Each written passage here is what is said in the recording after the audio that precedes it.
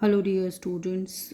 Today we are going to learn the first chapter, that is the adjective from the textbook of English Grammar and Composition, Standard 8th and Semester 2. વિદ્યાર્થી મિત્રો વિડીયોને અંત સુધી જોજો જેથી કરીને આ ફર્સ્ટ ચેપ્ટર ધ એડજેક્ટિવનો તમને પરફેક્ટલી ખ્યાલ આવી શકે. વિદ્યાર્થી મિત્રો, જો તમે ચેનલ ઉપર નવા હો તો પ્લીઝ ચેનલને સબસ્ક્રાઈબ કરજો. એડજેક્ટિવનો અર્થ થાય છે વિશેષણ. કોઈપણ સંજ્ઞાવાચક કે સામાન્ય નામોની પહેલાં કેટલીક વાર તેમનું ગુણવર્ણન કરતા શબ્દો મૂકવામાં આવે છે. આ ગુણવર્ણનમાં જે તે નામના રંગ, કદ, આકાર વગેરે આવી શકે. આ પ્રકારના શબ્દો પરસ્પર વિરોધી પણ હોઈ શકે. અ ન્યૂ બુક નવું પુસ્તક, એન ઓલ્ડ સ્ટોરી જૂની વાર્તા, અ ફેટ મેન જાડો માણસ, અ થિન બોય પાતળો છોકરો. એક્ઝામ્પલ્સ આપણે જોઈએ છીએ. This is a big room. આ મોટો ઓરડો છે. That is a red flower. પેલું લાલ ફૂલ છે. That is an old house. પેલું જૂનું ઘર છે. ઉપર આપેલા બધા જ વાક્યોમાં વિશેષણ નામની પહેલાં મુકાયા છે. A big room, a red flower and an old house. હવે ક્રિયાપદ પછી વાક્યના અંતે વિશેષણ મૂકીએ તો વાક્ય રચના કેવી રીતે થાય તે જોઈએ. Examples. This room is big. આ ઓરડો મોટો છે. That flower is red. પેલું ફૂલ લાલ છે. That house is old. પેલું ઘર જૂનું છે. બંને પ્રકારના ઉદાહરણો પરથી સમજાયું હશે કે નામની પહેલાં વિશેષણ મૂકવામાં આવે તો વિશેષણના ઉચ્ચાર પ્રમાણે આર્ટિકલ એ એન આવે. That is an old house. વિશેષણ ક્રિયાપદ પછી મૂકવામાં આવે તો કોઈ આર્ટિકલનો ઉપયોગ થતો નથી. That house is old.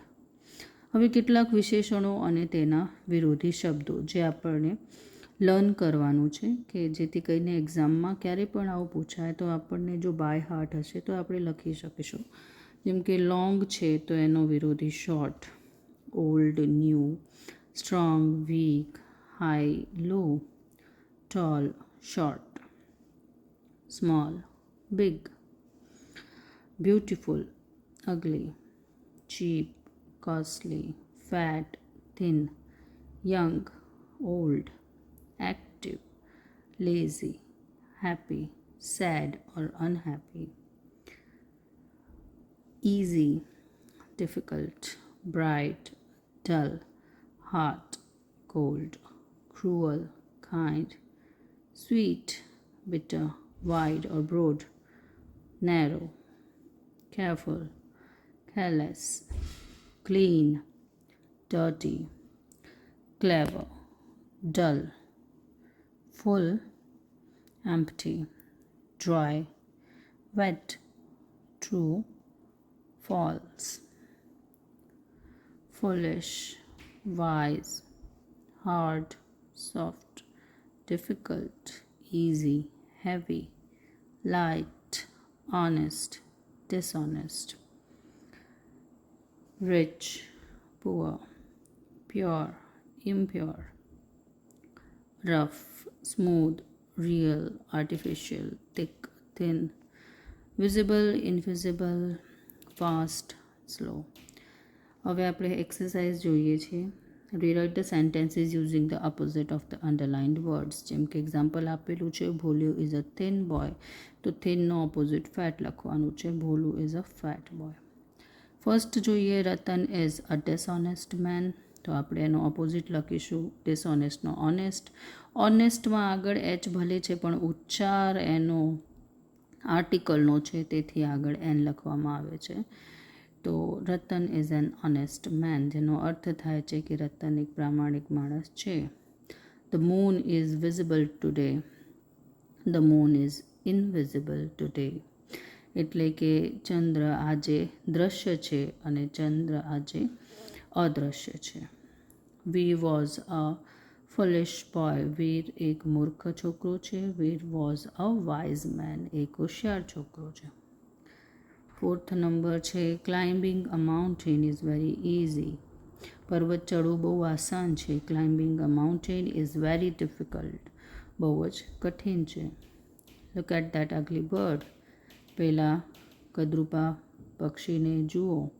Look at that beautiful bird. પહેલાં સુંદર પક્ષીને જુઓ. Piyush is a tall boy. Piyush એક ઊંચો છોકરો છે, લાંબો છોકરો છે. Piyush is a short boy એટલે કે ટૂંકો છોકરો છે. ધ રિવર ઇઝ એમ્પ્ટી એટલે કે નદી ખાલી છે. ધ રિવર ઇઝ ફૂલ એટલે નદી ભરી છે. It is bad to breathe impure air એટલે કે ખરાબ જે હવા છે, અશુદ્ધ હવા છે, એને શ્વાસમાં લેવું એ ખરાબ છે આપણા માટે. It is good to breathe pure air એટલે કે શુદ્ધ હવાને શ્વાસમાં લેવું એ સારું છે આપણા માટે. ત્યારબાદ આર ધોઝ રિયલ ફ્લાવર્સ. શું પહેલાં સાચા ફ્લાવર્સ છે? આર ધોઝ આર્ટિફિશિયલ ફ્લાવર અથવા તો તેવા ખોટા ફ્લાવર્સ છે.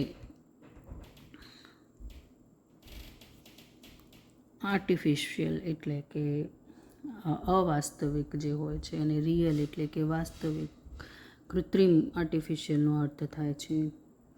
10th number. Why is that old man tired.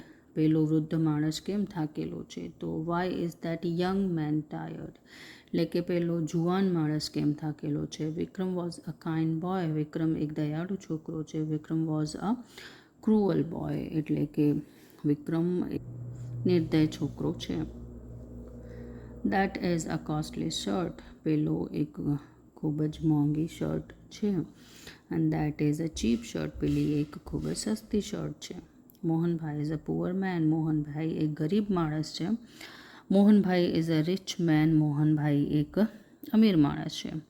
Tarak is a lazy boy. Tarak એક આળસુ છોકરો છે. Tarak is an active boy એટલે કે તારક એક ખૂબ જ ઉદ્યમી છોકરો છે.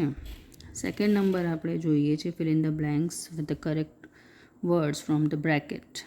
હવે આ જે બ્રેકેટ્સ આપેલા છે એમાંથી આપણે ખાલી જગ્યા પૂરવાની છે. જેમાં ફર્સ્ટ નંબર છે Sagar won the match. He is surprised. Sagar match જીત્યો અને એ એકદમ સરપ્રાઇઝ થઈ ગયો, કે આશ્ચર્ય એને થયું કે આપણે મેચ જીતી ગયા છે. There is no one at home, so Miraben is lonely.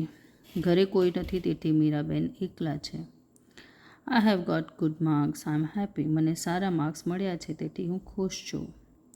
Anand lied to his mother, he is feeling guilty. આનંદે એની માતાને જુઠ્ઠું બોલ્યું છે તેથી એને ગિલ્ટી ફીલ થાય છે. અપરાધ ભાવ ગિલ્ટીનો અર્થ થાય છે, તેથી એને દોષિત ફિલિંગ થાય છે. Sanjay is confident that he will stand first in the class. સંજયને આત્મવિશ્વાસ છે કે એક વર્ગમાં પહેલો નંબર લાવશે. We are bored of sitting in the house એટલે કે અમે ઘરમાં બેસીને કંટાળ્યા છીએ. Are there wild animals in the zoo. શું પ્રાણી સંગ્રહાલયમાં જંગલી પ્રાણીઓ પણ છે? Anil has got less marks. અનિલને ઓછા માર્ક્સ મળ્યા છે. હી સેડ એ દુઃખી છે. This is a thick book. આ એક જાડી ચોપડી છે. This is a true story. આ એક સાચી વાર્તા છે. Hari does not have money to pay the fees. He is poor. Hari પાસે ફીસ ભરવાના રૂપિયા નથી તેથી એ ગરીબ છે. તેથી તો નથી બટ હી ઇઝ પુઅર એટલે ગરીબ છે. The teacher is angry with the naughty boys એટલે કે જે નોટી છોકરાઓ છે, મસ્તીખોર છે, એમનાથી શિક્ષક ગુસ્સે છે. The grass in the garden is soft એટલે કે બગીચાની ઘાસ સોફ્ટ છે.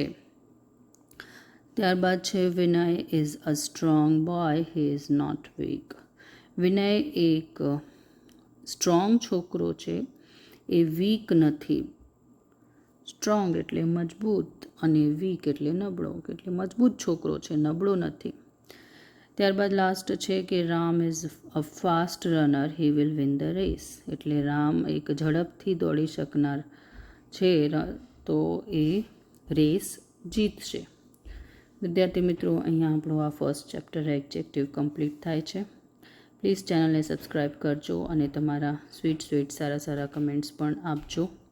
મળીએ આપણે નેક્સ્ટ વિડીયોમાં. Till then by.